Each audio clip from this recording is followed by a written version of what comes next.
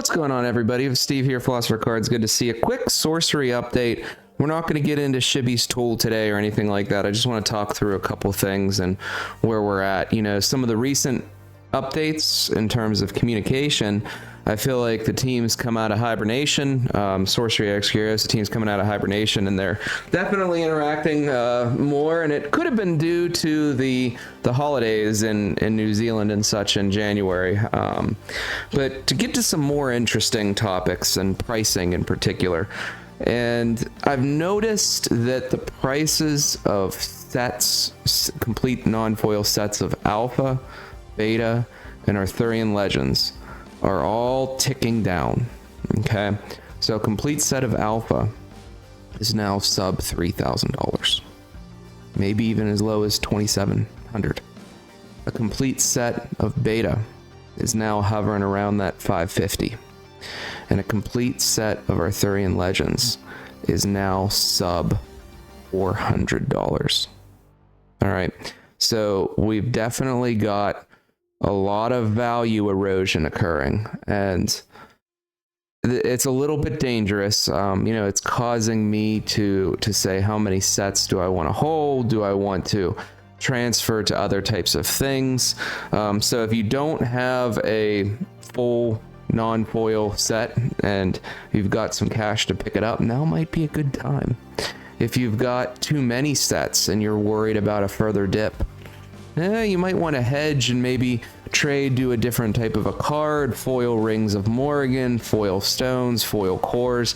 There's a lot of places to park value in sorcery that might be a little bit safer for the, we'll call 3 to 6 month time frame, while we enter into this dark period of no material and content being released in terms of like new sets and things.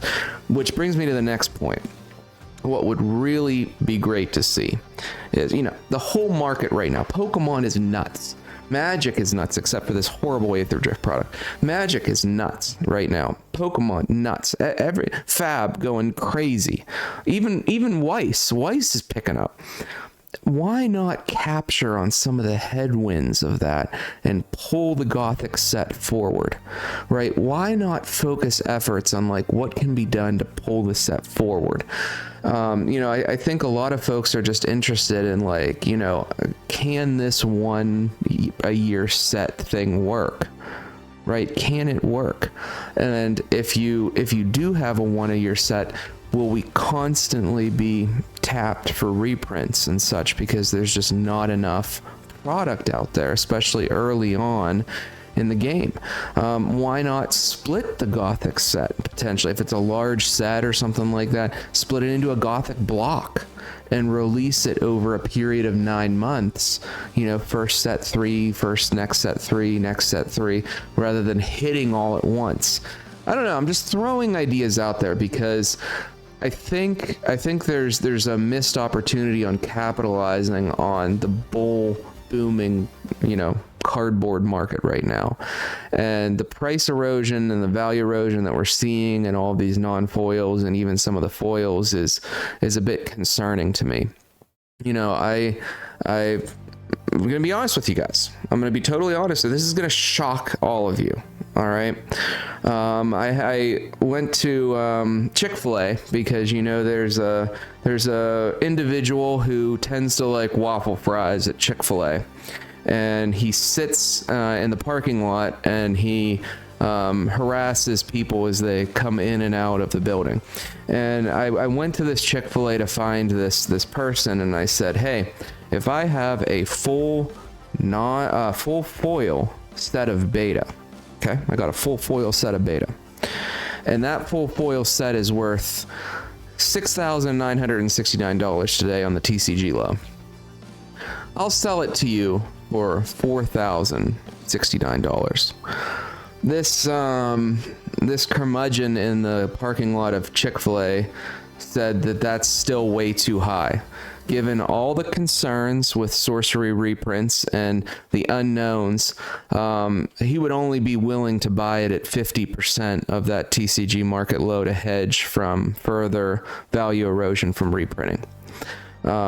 This to me is huge. If you have somebody with that much experience telling you that there's still some concerns in that operation from reprints, distribution, not knowing where that product's going, who it's going to touch. You know, this waffle fry guy is making me real nervous with that. Now, granted, you know, this person in the Chick-fil-A parking lot used to hurl a lot of sorcery information out his window, and all of that information recently stopped. So there might be something else going on where he's trading his waffle fries for a bunch of Sorcery Artherion Legends boxes. It's quite possible. I don't know what's going behind behind the scenes. All I know is $4,869 is an absurdly low price for a beta foil set. If anybody watching this video wants one, reach out to me, philosophercards@gmail.com. Get on my Discord down in the link in the description and message me. I have an extra. I'm not selling my collection or anything like that. I'm actually buying collections, and I have an extra full foil beta set that you know, as part of the collection, I'm kind of offloading. So if anybody is in the market for one, I have one at a very, very good price. I'm not going to unload it for 50% of market. I mean, that's absurd. I know we all follow the market of sorcery very closely, and I'm not personally concerned with the amount of reprints that are coming and the way that those reprints will be distributed.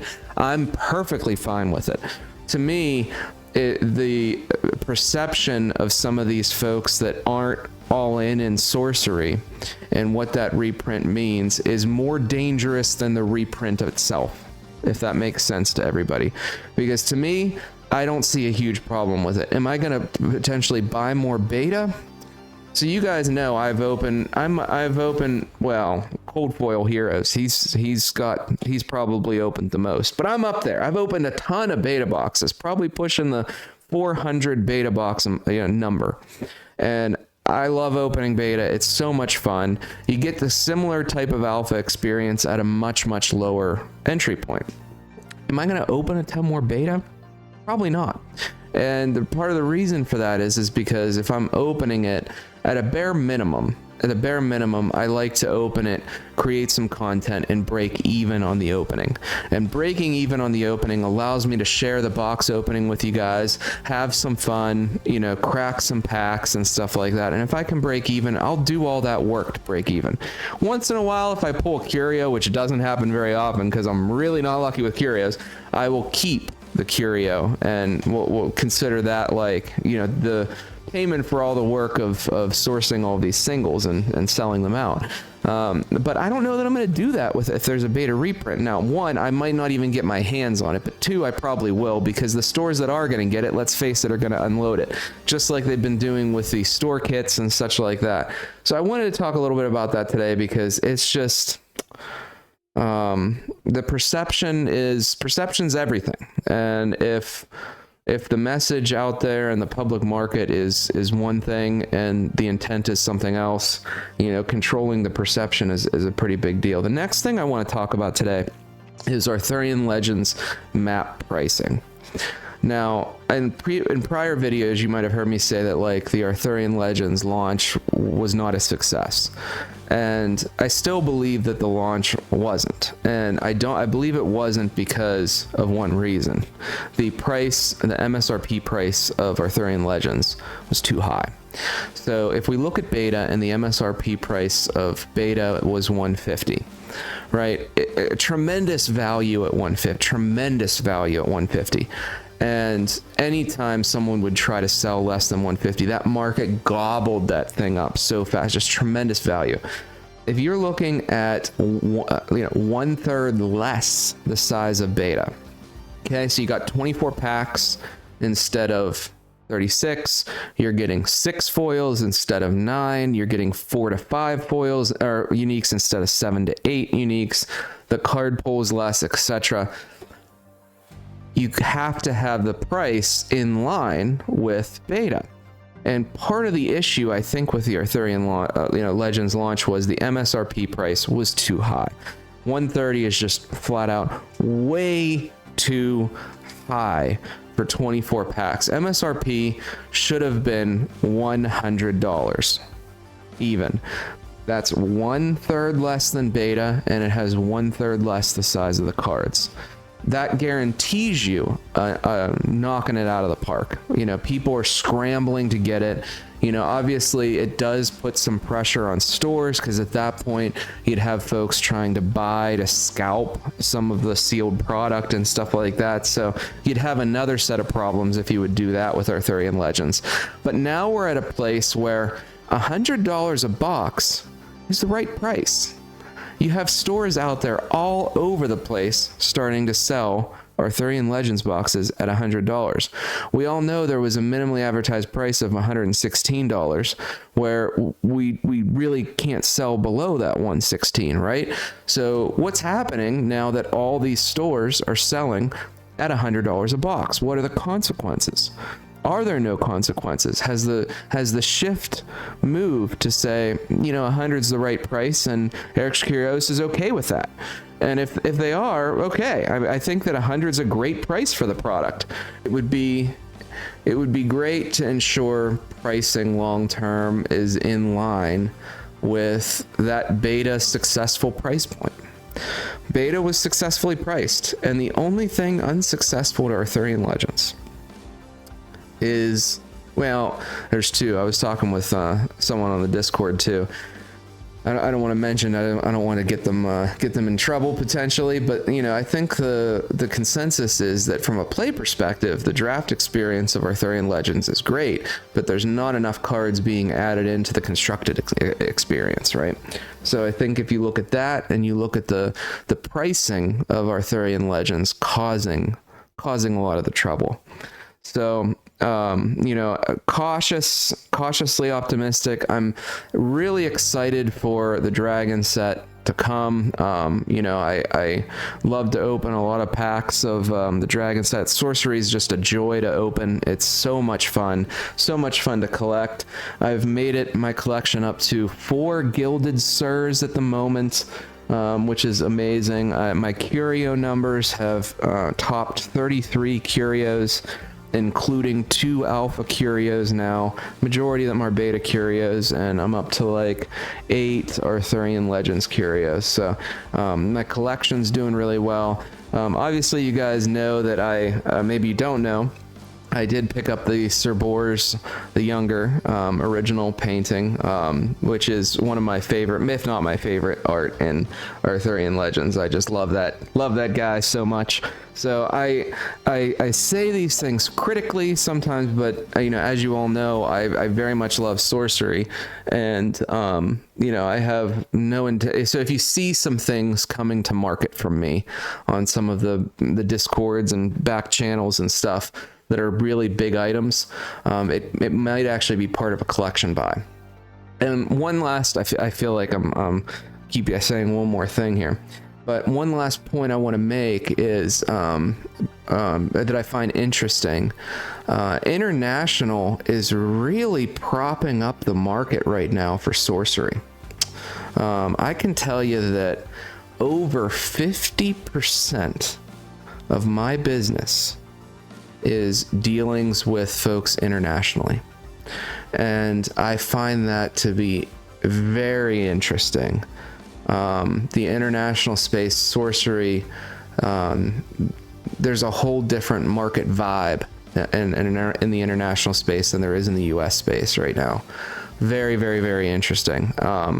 So more to come as I notice more on those things.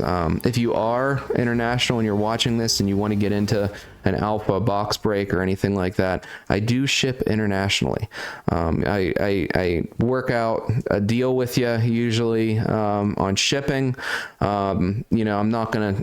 There's been a lot of copycatting of some things, so I'm not gonna talk about the secret sauce for how I go about making it equitable for international folks to enter my breaks, but I reach out to me if you're interested, and I'll work out a deal with you that's pretty equitable, that allows you access into alpha breaks at a very, very, very reasonable price.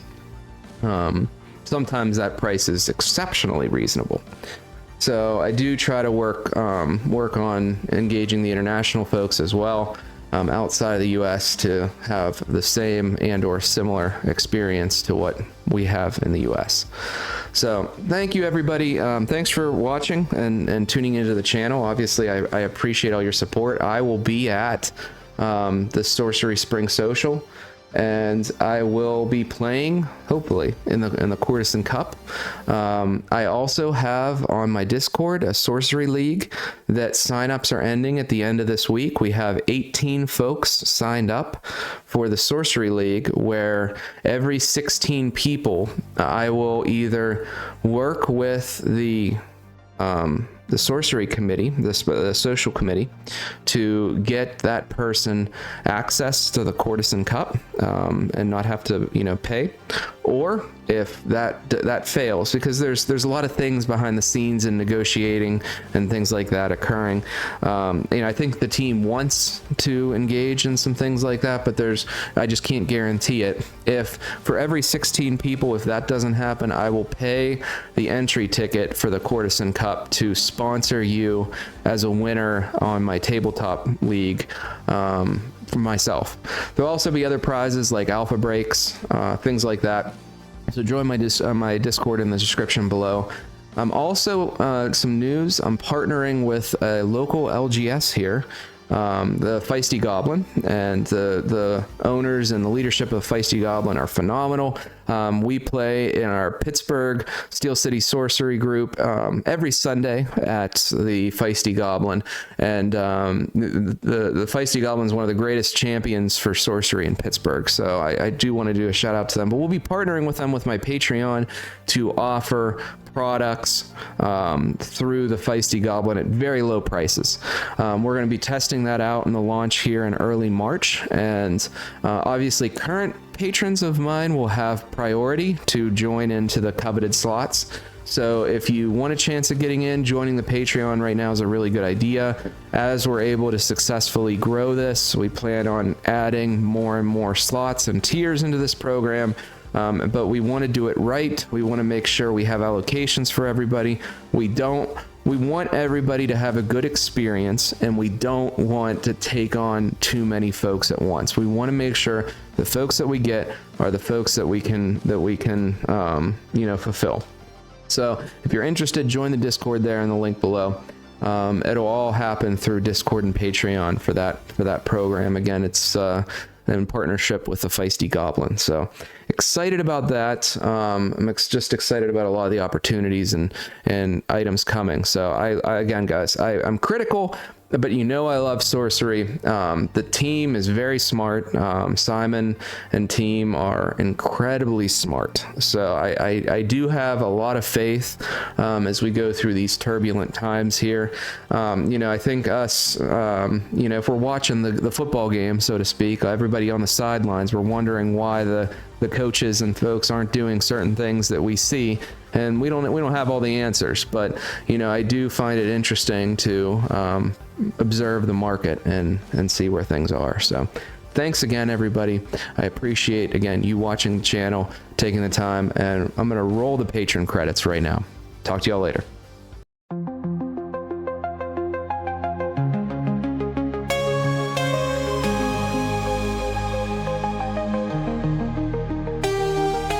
Digital age we're living in, treasures hidden in the packs we win, pictures on cardboard thin, fighting scalpers till the end.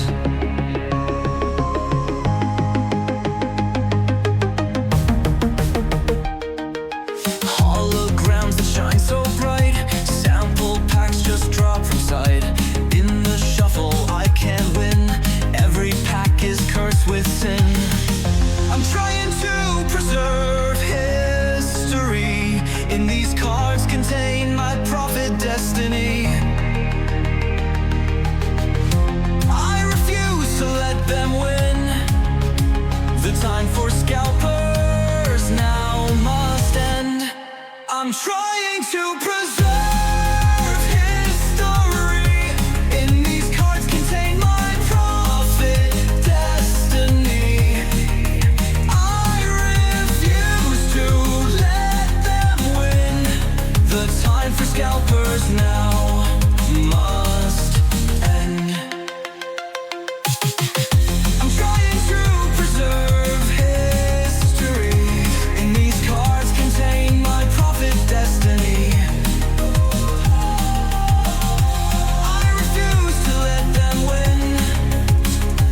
time for scalpers.